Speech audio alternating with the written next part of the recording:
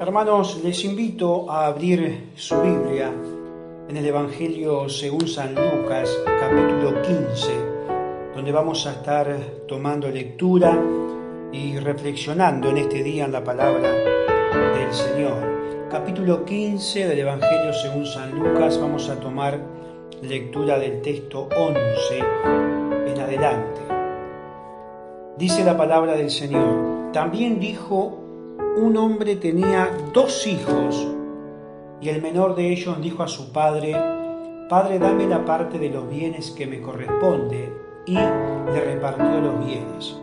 No muchos días después, juntándolo todo, el hijo menor se fue lejos a una provincia apartada, y allí desperdició sus bienes viviendo perdidamente. Y cuando todo lo hubo malgastado, vino una gran hambre en aquella provincia y comenzó a faltarle. Y fue y se arrimó a uno de los ciudadanos de aquella tierra, el cual le envió a su hacienda para que apacentase cerdos. Y deseaba llenar su vientre de las algarrobas que comían los cerdos, pero nadie le daba. Y volviendo en sí, dijo: ¿cuántos jornaleros en casa de mi padre tienen abundancia de pan, y yo aquí perezco de hambre? Me levantaré, iré a mi padre y le diré: Padre, he pecado contra el cielo y contra ti.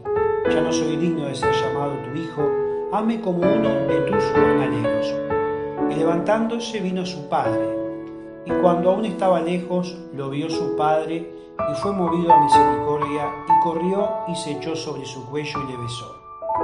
Y el hijo dijo: Padre, he pecado contra el cielo y contra ti, y ya no soy digno de ser llamado tu hijo. Pero el padre dijo a sus siervos: Sacad el mejor vestido y vestidle, y poned un anillo en su mano y calzado en sus pies. Y traed el becerro gordo y matadlo, y comamos y hagamos fiesta. Porque mi hijo muerto era y ha revivido, se había perdido y es hallado. Y comenzaron a regocijarse. Hasta allí la lectura de la palabra del Señor.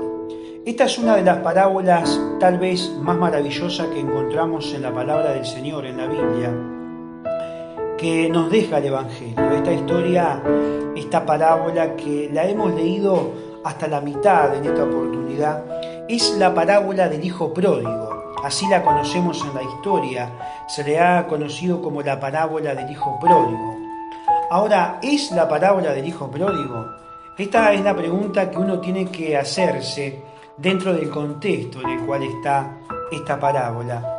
Recordemos que antes de esto Jesús habló de la oveja perdida, y realmente en esa parábola era el pastor que iba a buscarla, ¿no? Después habló de la mujer que perdía una moneda valiosa y que barría toda su casa hasta encontrarla. Quiere decir que en la primera el protagonista era el pastor que va a buscar, ¿no? En la segunda es la mujer que barre, y llegamos a la tercera, ¿no es cierto? Y acá lo que se pierde es un hijo. Y el protagonista realmente de la historia es el padre.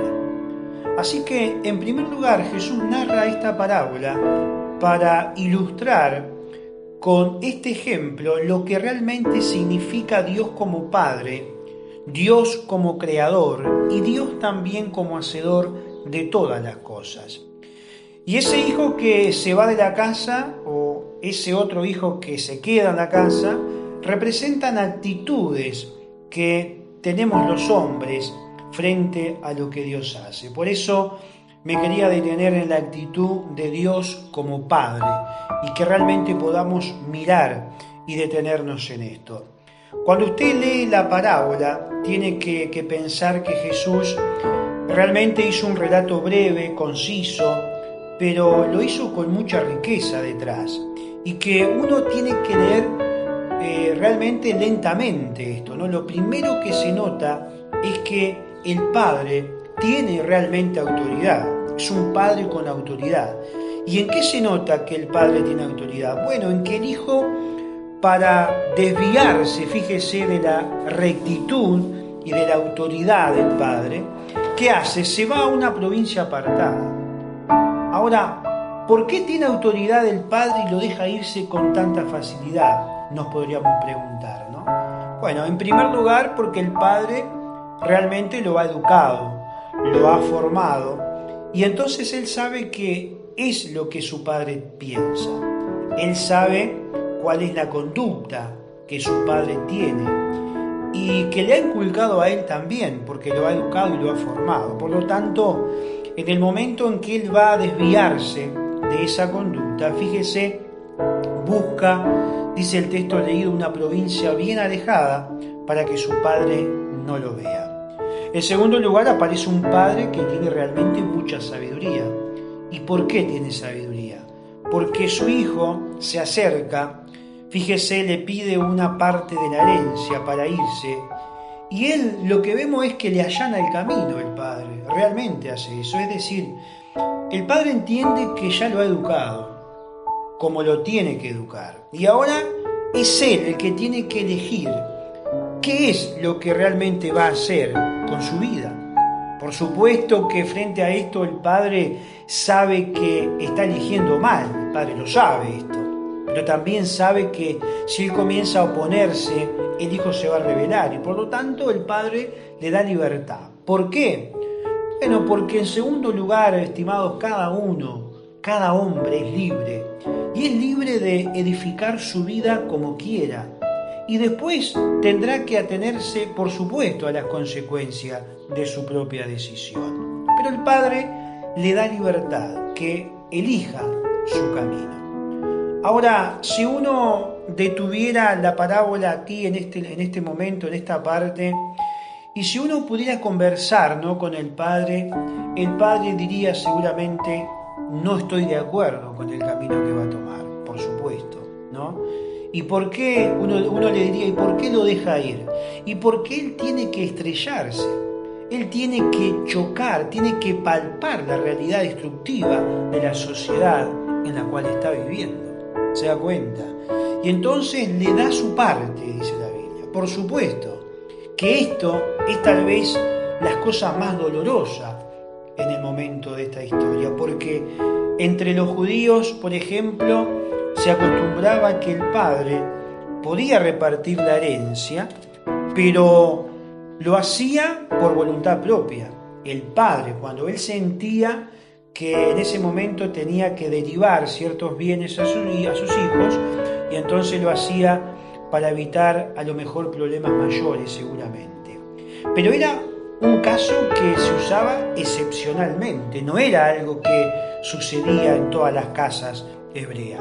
Por eso el hijo no espera que el padre tome la decisión, fíjese, sino que es él el que toma la decisión, él pide esto, y es una forma también cuando hace esto de decir: bueno, ya se acabó lo tuyo, ahora mi parte y yo, y entonces voy a hacer mi vida con esto. Ahora, fíjese que el padre podía haber alegado algunas cosas, ¿no? Podía haber dicho: bueno, esto lo vas a recibir, pero lo vas a recibir, por ejemplo, cuando yo no esté, porque esto es lo que yo trabajé y lo que yo hice. Podía haberle dicho esto, pero no lo hace, ¿no? No obstante, con sabiduría, el padre, ¿qué hace? Bueno, con sabiduría, y también podemos decir con sufrimiento, ¿no? Sufrimiento interior, que en ese momento seguramente tenía. Pero le da al hijo su parte. ¿Por qué? Porque sabe que lo está eliminando de su vida, lo está sacando de alguna manera con esta actitud de la vida en ese momento. Y por eso es un momento sabio a la vez del padre, pero también un momento de sufrimiento, ¿no? Ahora, se lleva lo último, podemos decir, para alejarse de él definitivamente, ¿no? Y el padre no dice nada en ese momento, pero lógicamente sufre esto, ¿no? Y el hijo se va, dice la Biblia, a la provincia apartada, pero pierde todo, pierde absolutamente todo lo que él pidió, la parte que él pidió, lo que él se llevó, lo pierde absolutamente todo. No le queda absolutamente nada. Y entonces dice el texto que hemos leído que termina apacentando cerdos. Y en esta condición en la cual se encuentra, ¿qué hace este hijo? Bueno, recapacita. y cuando recapacita, vuelve. Y ahí está la reacción del padre, fíjese también, que es muy importante. El padre dice que viéndolo de lejos, ahora fíjese usted este detalle interesante, ¿no? El padre estaba mirando el camino, el padre estaba esperando el regreso, ¿no? Y uno se pregunta cómo pudiera identificar en ese pordiosero que viene, que ha salido de un chiquero realmente, con todos los harapos, y a la distancia que realmente es su hijo. ¿Cómo puede darse cuenta, no? Y bueno, es que el profundo amor del Padre, estimados, está presente en esa sola frase que nosotros encontramos, ¿no? Viéndolo desde lejos, lo vio su Padre y corrió.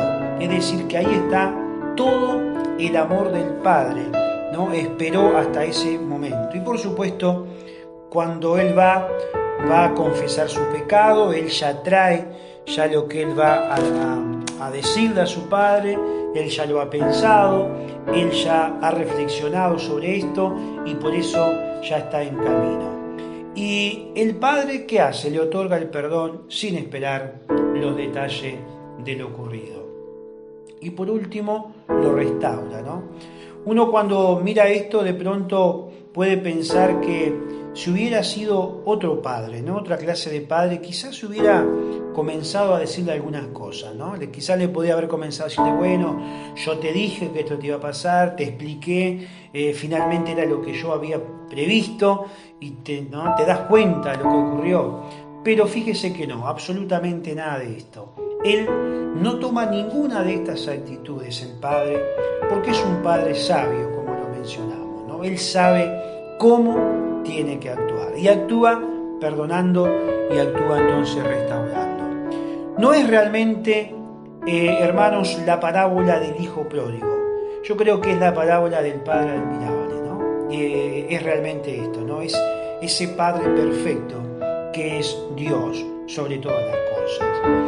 Ahora, Dios está, hermanos, reflejado en este Padre y nos está mostrando el drama realmente de la relación de Dios con el hombre. Ese hombre que se escapa, que no quiere estar en la presencia de Dios. Ese hombre que entra en la angustia y no encuentra la solución, no encuentra la salida. Ese hombre que pierde el norte, que pierde el rumbo, ¿no es cierto? Ese hombre que se degrada hasta apacentar cerdos. Bueno, estimados, ese hombre somos todos nosotros. Es toda la raza humana que necesitamos volver a la casa del Padre. Uno dice, bueno, y me espera el juicio de Dios, seguramente. No. Fíjese que no, cuando nosotros tomamos el camino correcto para volver, que es el camino del arrepentimiento, que es el camino de abrir nuestro corazón al Señor Jesucristo y confesar nuestros pecados a Él. En el momento que damos esa vuelta en nuestra vida, estimados, y volvemos realmente de todo corazón a Dios, el perdón de Dios está otorgado y no tiene ninguna condición. Fíjese que el Señor Jesucristo en cierto momento dijo algo muy importante, ¿no? Él dijo, el que a mí viene no le echo fuera. Lo que quiere decir es que nos está garantizando que vamos a ser recibidos por Dios. ¿Por qué? Porque nuestro Padre Celestial es un Padre que tiene autoridad, que nos ha dicho cómo teníamos que conducirnos. Es un Padre que tiene sabiduría, ha dejado al hombre en libertad y ahora entonces para que el hombre pueda elegir. Es un Padre que sufre también, lo vimos viendo al hombre en su caída.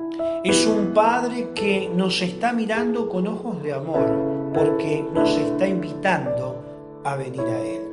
Es un Padre, hermanos, que está dispuesto a perdonarnos. Es un Padre que está dispuesto a restaurarnos. Y yo creo que el gran protagonista es ese Padre, ¿no? El Padre Celestial, es decir, nuestro Padre. Todos nosotros recordamos cuando el Señor Jesucristo enseñó acerca de la oración, él dijo algo muy importante, ¿no? Él dice, Padre nuestro que estás en los cielos. Y creo que cada vez que hacemos esta oración, o cada vez que repetimos esas palabras, o cada vez que iniciamos una oración diciendo Padre, tenemos que recordar qué es ese Padre, ¿no? Que no tiene nada que ver con con nosotros como padres humanos, ¿no? No tiene nada que ver con eso. Que es el Padre Celestial, que es un Padre con autoridad, que es un Padre con sabiduría, que es un Padre con amor y perdón, restaurando totalmente cada una de nuestras vidas. Y entonces lo que hace Dios, estimado, es que nos vuelve a colocar en el lugar que perdimos. Ese Padre sigue esperándonos. Si algunos de nosotros en alguna manera, en alguna medida, nos hemos apartado, porque hay muchas maneras de apartarnos, ¿no?, de nuestro Padre Celestial. Hay muchas maneras de tomar distancia de lo que es nuestro Padre Celestial. Y quizás muchas veces con el trajín de la vida, las actividades cotidianas, la vida de alguna manera vertiginosa, eufórica, cotidiana, ¿no es cierto?, que de alguna manera impulsa esta sociedad en la cual nosotros vivimos, puede ocurrir que nos hemos apartado del Padre Celestial, donde hay algunas áreas en nuestra vida donde se han enfriado, donde nos damos cuenta que no está en la distancia adecuada, donde nos damos cuenta que esa distancia que debe haber de un hijo hacia un padre, en este caso pensando en nuestro Padre Celestial, por ahí quizás no esté en la distancia adecuada, en la distancia correcta. ¿Por qué? Y porque quizás nos hemos distraído, porque quizás nos hemos entretenido con aquella provincia más alejada, ¿no?, tomando la ilustración de la parábola. Quizás nos ha llamado la atención las luces que de pronto son intermitentes, pero que están en este mundo, en esta sociedad, y nos hemos alejado. Y por el ejercicio de nuestra voluntad hemos abandonado al Padre, aquel que nos ha dado todo para vivir aquí. Por eso, como decíamos hace un momento, si en alguna manera te has apartado en algún área de tu vida y sabes que no estás en la distancia correcta, que en este día, hermanos, estimados, todos, si estamos en alguna medida lejos del Padre, que tomemos el camino para volver a estar bien cerca de nuestro Padre Celestial, aquel que nos ama, aquel que perdona nuestros pecados, aquel que nos restaura, que nos renueva, que nos bendice, que nos fortalece, que nos anima y que nos ha prometido en su palabra estar con nosotros todos los días de nuestra vida. Pero hay algo que debemos tener presente, es que nosotros también tenemos que estar con Él todos los días. Y eso implica decisión, tiempo. Eso implica que cada uno de nosotros podamos dedicar y apartar ese tiempo. ¿Para qué? Para que podamos mantener esa relación íntima y estar en esa distancia apropiada del Padre, bien cerca del Padre, para recibir de Él los consejos sabios, para recibir de Él la dirección adecuada, para recibir de Él esa guía que realmente nos lleva a toda la verdad, para que podamos estar atentos a su palabra, a su consejo, a su dirección, a sus directivas en nuestro caminar de fe. Por eso es un día, quizás, si consideramos frente a la luz de la palabra que hay algún área que se ha apartado, o en toda nuestra vida, que podamos acercarnos al Padre, que podamos volver al camino y estar bien cerca del Padre Celestial, aquel que nos hizo, que es nuestro Dios, para reconocer en Él, hermanos, a nuestro Padre Celestial. Vamos a estar orando al Señor en este día, y que realmente su palabra y su Espíritu Santo pueda persuadir nuestras vidas y nuestros corazones. Gloria a Dios. Señor, te alabamos y te bendecimos y te damos gracias porque tú nos permites estar un día más delante de tu presencia, Señor, en nuestro deseo de poder recibir tu palabra. Gracias porque tu amor nos envuelve, Gracias porque tu presencia es viva y real. Y gracias por la oportunidad que podemos estar reunidos en tu nombre y poder recibir el consejo de tu palabra. Ese consejo que es sabio, Señor, ese consejo que ha de renovarnos en nuestra fe, que ha de impulsar y ha de animar nuestra fe. Señor, te pido por tu pueblo, por tu iglesia en este día, que tú les toques, les bendiga, pueda renovar cada una de sus vidas, Señor, que podamos traer nuestras vidas delante de tu presencia, que podamos considerarla a la luz de tu palabra, Señor, y que realmente nada y nadie nos distraiga, Señor, y nos aleje de esta comunión contigo, Señor, de estar delante de tu presencia todos los días. Señor, auxilia a tu pueblo, llena de tu gracia, de tu sabiduría, Señor. En el nombre de Jesús te lo pedimos y te damos gracias, Señor.